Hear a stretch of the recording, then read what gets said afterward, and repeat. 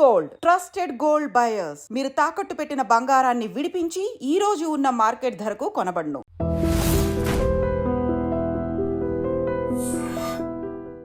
మలయానిల గతిలో సుమబాలగా ఊగాలి అంటే వలలో చిక్కున విహరించే సుడిగాలి, వలలో ఒదుగున విహరించే సుడిగాలి, చెలయేటికి నటనం నేర్పించే తీరుందమ్మా.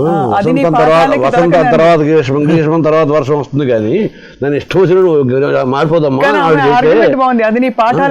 అది నువ్వు చెప్పేవని లేదు నాయనా. నువ్వు వెంకటేశ్వర నువ్వు చెప్పేవని చందు నువ్వు చెప్పేవని చెప్పావు ఆ ఆర్డర్లో లేదు. ఆ ఆర్డర్లో ఉండడంలో కూడా వాళ్ళిద్దరు కూడా వాళ్ళ ఊహలో వాళ్ళ ఆ రెండు కూడా తమను తాము సమర్థించుకుంటే తాము చేస్తున్న న్యాయం అని నమ్ముతున్నాయి. న్యాయం కూడా నమ్మకం అలాగే కుదురుతుంది. న్యాయం అని నమ్మకపోతే పరిణామం రాదు. అది నమ్మించలేకపోతే నేను ఒక పక్క వెళ్ళిపోతాను. అలాగే ఈ పాటలు రాసేటప్పుడు నాకు అత్యంత క్లిష్టమైన పాట, అతి భయంకరమైన కష్టతరమైన పాట శివ పూజకు చివరించాను. ఎందుకంటే నేను సహజంగా కవిని, నేను రొమాంటిసిస్ట్ని, నేను భావుకుడిని. కాబట్టి వాడు కళాకారుడు, వాడు భావుకుడు. రాత్రి 8 గంటల వేళ నేను ఒక పాట రాశాను, శివ పూజకు చివరించిన సిరిసిరి మువ్వ. ఆ పల్లవే చాలా అత్యంత గహనమైన థాట్. మువ్వ పువ్వు అవటం ఏంటి తిక్క నీకేమైనా? మువ్వ అంటే ఒక లోహంతో తయారు చేసే వస్తువు. మరి పువ్వు అంటున్నావు, పువ్వు అనేసరికల్లా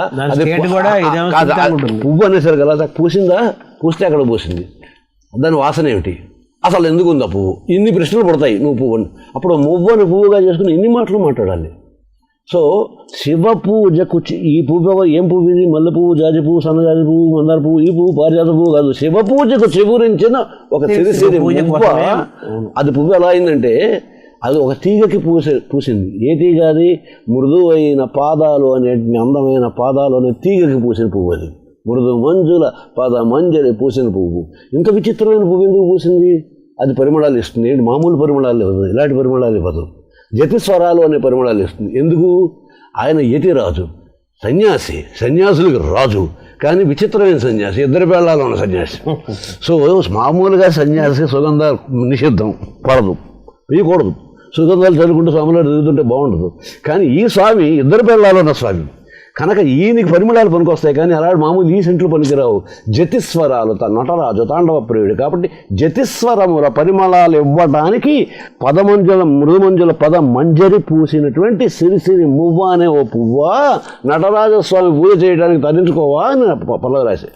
సార్ ఇది ఈ కంపోజిషన్లో కూడా అంత బ్యూటిఫుల్ పల్లవి, ఆ సందర్భానికి ఆ అమ్మాయి పాడుతున్న వర్షన్కి గతి మారిపోతుంది, ఆ బీట్ రిథమ్ కొద్దిగా, ఈ రాగం ఎంపిక, ఇవన్నీ మీకు ఆప్షన్స్ ఇచ్చి ఇలాగా అని అడిగారా, లేకపోతే ఫస్ట్ టైం మీరు వినంగానే మీకు తల్లి అదే మరి అక్కడ చెప్తున్న విషయం చెప్పి మా ఆవిడకేమో నేను అద్భుతమైన పల్లవి రాశాను, విశ్వనాథ్ గారు విపరీతంగా ఆనందం చేస్తారు, పరిగెట్టి చెడిపి చెప్పారు.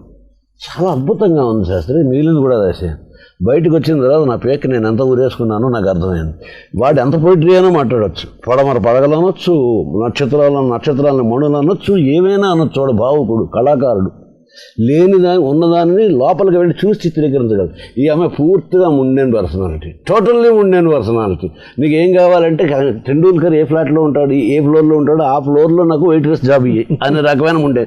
ఈ అమ్మాయి మాట్లాడితే పరిపూర్ణమైన శుద్ధ మెటీరియలిస్టిక్ లాంగ్వేజ్ ఉండాలి. అలా అని చెప్పి ఇది వినే పోయిటరీ నేను సహజంగా అది రాసేస్తాను. పైగా అంతరాంతరాలు ఎక్కడో కూడా నాకు ఆ పాత్ర మీద కంటే ఈ పాత్ర వైపే నాకు మొగ్గు ఉంటుంది, నేను కళాకారుని కాబట్టి సహజ సిద్ధంగా. అందువల్ల నేను ఏమిటి పని చేసేది దీనికి పల్లవి రాయాలి, ఆ అమ్మాయి పల్లవి రాయాలి. అది ఎంత పవర్ఫుల్గా ఉందో ఆర్గ్యుమెంట్ అంత పవర్ఫుల్గానే ఉండాలి. కానీ ఈ అమ్మాయి మాట్లాడడం ఒక్క మాటలో ఒక్క పిస కూడా కవిత ఉండకూడదు. పరుగాపక పయనించవే తలపులన్నావా ఇందులో చేసిన కవిత్వం. కానీ అవును సుమా నిజమే, నువ్వు నావా నువ్వు వెళ్ళడానికి కదా బయలుదేరావు, ఇక్కడ కెరటాలు మంచి చప్పట్లు కొడుతున్నాయి కదా అని చెప్పి ఈ చప్పట్లకు అనుగుణంగా డ్యాన్స్ వేస్తూ కూర్చుంటే వెళ్ళాల్సిన చోటు కలగలవా నువ్వు? కెరటాలకు తల వంచి ముందర ఈ కరతాల ధోని మర్చిపోయి నువ్వు వెళ్ళిపోవచ్చు అది ఇక్కడ చెప్తూ మీరు 2 చరణాలని గమనిస్తే నువ్వు రాత్రి వైపు వెళ్ళకు, పగటి వైపు రా, మత్తులోకి వెళ్ళకు, మెలకువలోకి రా అన్నది చెబుతుంటే నువ్వు మత్తులోకే వెళ్ళు, పగటి వైపు వెళ్ళకు అని స్పష్టంగా 2 వైపు చెబుతుంటు. తల్లి నీ వేళ్లే సంకెళ్ళై ఆమె వసంత మాసం ఇప్పుడు వెళ్ళిపోయింది, మళ్ళీ ఆడ దగ్గర రాదు. ఏడాది దాకా రాదు కదా అని చెప్పి నువ్వు భూమికి నీ వేళ్లతోటి సంఖ్యలు వేసేసుకుని కూర్చొని బేలగా కూర్చోకు, నువ్వు మనిషివి, నీ కాళ్ళు ఉన్నాయి, ఇక్కడ వసంత మాసం లేకపోతే వెళ్ళి నార్త్ అమెరికాలో ఉంటుంది, పో అక్కడ పో, అవధి లేని అందముంది అవనికి నలుదిక్కురా, ఆనందపు గాలివాలు నడపని గాలి వాటంగా పో, అక్కడ నీ కదలిక చైతన్యపు వంక శ్రీకారం కానీ, అక్కడ అంత సిస్టమేటిక్గా ఉండు, ఇక్కడ ఇంత అనార్కిక్గా ఉండు. ఈ రెండు వాదాలు రైటే. ఏది రైట్ అన్నప్పుడు ఎలా తీసుకోవాలి అన్నప్పుడు జీవన గమనం ఎటు నడుపుతుందో అలా తీసుకోవాలి. అంటే చైతన్యానికి శ్రీకారం కావాలన్నారు. ఈ మూడు నేను ఏది ఎటువైపు సైడ్ తీసుకోవాలా, మీరు కూడా తీసుకోలేరు. ఆ పాటలు వింటున్నప్పుడు డైరెక్టర్ గారు కూడా తీసుకోలేదు. ఆ పరిణామం దానంతా అదే రాని, నువ్వు ముందరే చెప్పకు, నువ్వు చేస్తున్నది తప్పు నా అమ్మాయి అనుకుని ఇలా చేయకు. అందుకనే మనకి అవును ఒకప్పుడు వీడు ఎందుకు వచ్చి అమ్మాయి మీద అంత దాష్టీకం చేసి, మీకు కడుపు చల్లగా ఉందా, ఎవరెవరిళ్ళకో వచ్చేసేసి వాళ్ళ మీద వెళ్ళిపోయి వాళ్ళ మీద రుద్దేసేసి ఇలా ఇప్పుడు ఎంత ముద్దుగా ఉందో చూస్తుంటే అన్న కుర్రాడంటే ఛీ ఈ మాటే మొత్తం ఊళ్ళో అందరూ అనుకుంటే అంత అర్థంగా ఉంటుంది. నిజానికి మన అమ్మాయిని నా కూతుర్ని ఫోటో ముద్దుగా ఉందండి, మీ అమ్మాయి ముద్దుగా ఉందండి, నాకు చాలా ఇరిటేటింగ్గాను అసహ్యంగాను వినిది డిగ్నిటీ ఉంటుంది.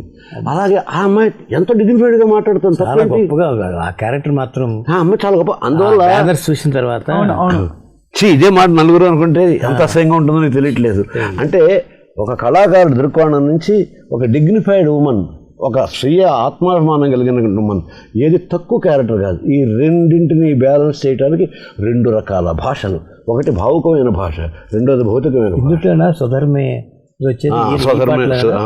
అది దాటిపోతుంది, అది ఆ మధ్యలో అవి వేస్తుంటారు. స్వధర్మే నిధనం శ్రేయ అవతలకి దాటుతుంది, ఆమె తన స్వధర్మాన్ని దాటి అవతల గడిగా వెళ్ళిపోతుంది. సో ఎంత కష్టం అంటే అది రాయడానికి 15 రోజుల పాటు రౌండ్ ది క్లాక్ నిద్ర లేకుండా ఆలోచించింది. ఏమాత్రం కవిత్వం లేకుండా తన వేళ్లే సంకెళ్ళే కదలలేని మొక్కల ఆమెనికై ఎదురు చూస్తూ ఆగిపోకు ఎక్కడ, అవధి లేని అందముంది అవనికి నలుదిక్కుల ఆనందపు గాలివాలు నడ. అందుకనే అది మారిన ప్రతిసారి ఆహార్యం మారిపోతుంది, ఆ అమ్మాయి మోడర్న్ డ్రెస్లోకి వచ్చేస్తుంది, రిథమ్ మారిపోతుంది, ప్యాటర్న్ మారిపోతుంది.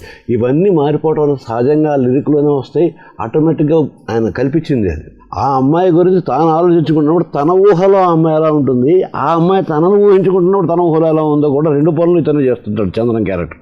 సో ఒక పని చేసేటప్పుడు ఆ పనిలో నేను ఎలా ఉంటే నా అటైర్ ఎలా ఉంటుంది అన్నది కూడా జీవితంలో ఆలోచించుకోండి మీరు.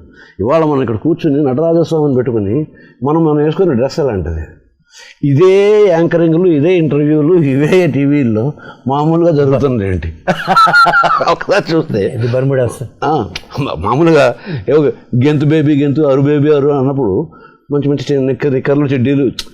మన పాత్ర లాంటిదైతే, మనం ఉన్న ప్రదేశం అలాంటిదైతే మన ఆహార్యం అలా ఉంటుంది, మన ఆలోచన విధానం అలా ఉంటుంది, మన ఆరోగ్యం కూడా అలాగే ఉంటుంది. అంతే, అర్థం చేసుకోరు. ఏది లేదండి, ఒక దాని వెనకాతల ఇంత మనకి ఒక లేబర్ పెయిన్స్ ఉన్నాయి అని చాలామందికి తెలియదు. తర్వాత ఏంటంటే they don't want to go deep into it. Surface value చూసుకోవటంలో ఉండటం వల్ల ఏమవుతుందంటే దీనికి అలా మదించి చూసుకుని అబ్బా ఇంత వెనకాతల ఇంత మదన పడి ఒక పాట రాయించుకుంటారా, లేదా ఒక పాట రాస్తారా, ఇంత కష్టం ఇవన్నీ చెప్పుకోవటానికి కాదు ఇప్పుడు చేసిన పని. ఇప్పుడు మీరందరూ ఇవాళ మీటింగ్ పెట్టబోతున్నారు, ఇవి నలుగురికి తెలుస్తాయని ఆయన ఆ రోజు రాయలే ఆయన మొత్తం ఈరోజు జరిగిన దానికి ఈరోజు మాట్లాడుతున్నారు. నేను ఎందుకు చెప్తున్నానంటే అది చేస్తున్నప్పుడు ఈ ఆలోచన లేదుగా, తన డ్యూటీగా ఇప్పుడు ఎందుకంటే అతను మెచ్చుకోవడం అది కాదు, ఆ విషయంలో చెప్పట్లా. అంత డివినిటీ, అంత కాన్సన్ట్రేషను దాని మీద చెయ్యాలి అని అంత తపన ఉంది కాబట్టి అలాంటి వర్క్ వస్తుంది ఆటోమేటిక్గా. వాడన్నట్టు మమ్ముట్టి క్యారెక్టర్ అన్నట్టు త్యాగరాజు గారు ఆ రోజున ఏ పద్మశ్రీ బిరుదులు ఇస్తారని అలా పాడాడండి. ఎవరికి ఆయన ఊహించాడా పద్మశ్రీ పద్మభూషణ్ ఇస్తారని అంటాడే. అట్లాగే ఇవాళ మనం ఈ మీటింగ్ పెట్టబోతున్నాం, టాలీవుడ్ ఛానల్ అనేది ఒకటి రాబోతోంది 20 ఏళ్ళ తర్వాత, అప్పుడు మనకి చెప్పుకునే అవకాశం ఉంటుంది రాదు. సో ఎవరైతే తనది అదొక దీక్ష, అదొక డ్యూటీ, అది నా కర్తవ్యం, నాకు అప్పచెప్పిన బాధ్యత ఇది అని స్వధర్మం లాగానే భావించింది అంతే. అందుకనే అట్లాంటి సాహిత్యం వచ్చింది. ఎంత నిజానికి ఈ వెనకాతల ఎంత శ్రమ ఉంటుంది, ఎన్ని రాత్రులు నిద్రలేదు. ఎందుకంటే మేము కష్టపడేది వీళ్ళందరినీ కూడా కష్టపడి గడిపాను రాత్రులు. ఇద్దరు గడిపారు కదా. ఆయన దగ్గర నేను నేర్చుకున్నాను జీవితం. అవి నిద్రలేని రాత్రుల కంటే మేలుకున్న రాత్రులు. తస్మాత్ జాగ్రత్త సంయమి, మేలు కొలిపారు. తస్మాత్ జాగ్రత్త సంయమి. సాత్విక కర్త ప్రపంచం నిద్రపోతున్నప్పుడు తాను మేలుకుని ఉంటాడు. అందుకని అంటే మేలు కొలిపారు అతను. ఒక్కొక్క సినిమా అంటే అందుకనే దాన్ని ఊరి సినిమా అనేది ఎందుకు కాదు, ఒకే పదాన్ని వాడుకోవాల్సి వస్తుంది, మంచిగా వాడుకోవాలి తప్ప. అదే నా బాధ. ఒకప్పుడు ఏమిటంటే మంచి పదాలను కూడా మన మామూలు భాషలో ఏమిటి హరిక చెప్పడానికి వచ్చాడు రా బాబు వాడు. హరికథ అనే మాట అక్కడ ఉపయోగించవలసిన మాట. ఇప్పుడు మనకి సంస్కృతి అంత వెటకారం చేసుకుంటున్నాం. అశ్లీలమైన భాష మాట్లాడాల్సి వచ్చినప్పుడు సంస్కృతం మాట్లాడడం మానే. తల్లిని తిట్టడం కంటే హీనమైన పని, తల్లిని తిట్టడం కంటే హీనమైన పని. ఒకప్పుడు కష్టం అనిపిస్తుంది, మనమే ఉపయోగిస్తూ ఉంటాం. ఎందుకంటే మనం ఆయన బూతులు ఎక్కువ మాట్లాడతాడు అని అందరూ ఎదుట ఆడవాళ్ళు ఎదుట ఉన్నప్పుడు బాగుండదని ఆయన సంస్కృతంలో మాట్లాడతాడు. అంటే ఇంకా ఘోరంగా ఏది మాట్లాడితే ఆ మాట్లాడిన ఫలితం అది. స్తోత్రాన్ని సర్వాగిరో, నేను ఏం మాట్లాడితే అది నీ స్తోత్రం వద్దు పరమేశ్వరా అని మానసిక స్తోత్రంలో చెప్పాము. నేను మాట్లాడిన నా నోటంటే వచ్చే ప్రతి శబ్దం నీ స్తోత్రమే. ఆత్మాత్వం గిరిజామతి సాచర ప్రాణ శరీరం గృహం పూజాతే విషయోపభోగ రచన నిద్ర సమాధి స్థితి సంచార పదయో ప్రదక్షిణ విధి స్తోత్రాన్ని సర్వాగిరో. ఏం వాగితే, వాక్కు అన్న మాటకి తెలుగులో ఎంతోగా వచ్చిందండి. నేను ఏం వాగితే అది నీ స్తోత్రం అనే ఊహనాలో ఉంటే అలాంటి భాషను పట్టుకుని బూతులు ఇంకా ప్రత్యామ్నాయంగా వాడుతున్నాం మనం. సో ఇవాళ గానం అనేది దేని పడితే పేరు పెట్టి చెప్తే హర్ట్ అవుతారు కనుక, కానీ ప్రతిదీ గానమే అవుతుందా? సంగీతం అంటున్నారు, గానం అంటున్నారు. సంఘాతం అంటే మంచి దెబ్బ. ఇప్పుడు అది ఎలాగైందంటే బాగా కొట్టాడు రా మ్యూజిక్ డైరెక్టర్. బాగా కొట్టడం ఏంటమ్మా అంటే కొట్టడం అనేది కరెక్ట్ సార్. ఇక్కడ మ్యూజిక్ డైరెక్టర్ బాగా కొట్టాడు, ఇప్పుడు బాగా కొడుతున్నాడు. కొట్టడం అనేది కరెక్ట్. ఎరగదీశాడు కూడా కాదు, ఎరగదీశాడు. అది రెండు బాగున్నాయి. అంటే వాళ్ళు తెలియకుండా మంచి పదాలు వాడారు. మంచి పదాలండి, మంచి పదాలు. సరే, ఇప్పుడు అక్షరాలకు కూడా పరిమళాలు ఉంటాయి అంటాడు కదా దేవులపల్లి కృష్ణశాస్త్రి గారు. మీకు ఈ అక్షరాలు ఉన్నప్పుడల్లా మీకు ఆ పరిమళాలు నేను ఆస్వాదించాను. నేను ఇందాక నేను చెప్పాను కదా, నాకు అసలు ఈ పుష్పాలంటే అంత ఇష్టం.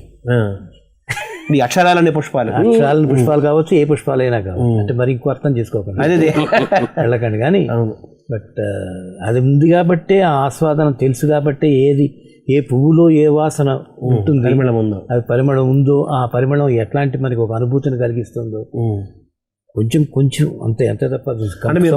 సౌండ్ ఇంజనీర్గా మొట్టమొదటిగా ప్రారంభించినప్పుడు ఆ శబ్ద అది మీకు బాగా ఎలా ఉపయోగపడింది? నాకు అది మెలోడీ బ్యాలెన్స్ ఏమన్నా వాడు అది నాకు ఇచ్చిందేమో అనిపిస్తుంది. ఇప్పుడు ఆ రోజుల్లో భయంకరమైన పాటలు కాదు వచ్చిన పాటలన్నీ.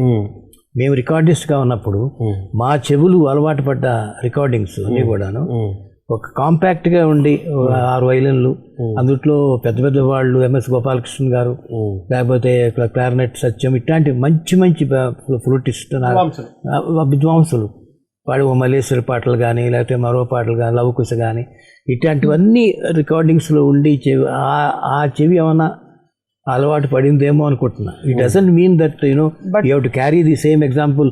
చాలా ఆరోగ్యవంతుల వాళ్ళ యొక్క నాడులే చూసిన తర్వాత ఈ డాక్టర్కి మిగతా నాడులు చూడటం చేత కాదని కాదు, బట్ ఏదో కొంత తెలియకుండా ఉండి ఉంటుంది.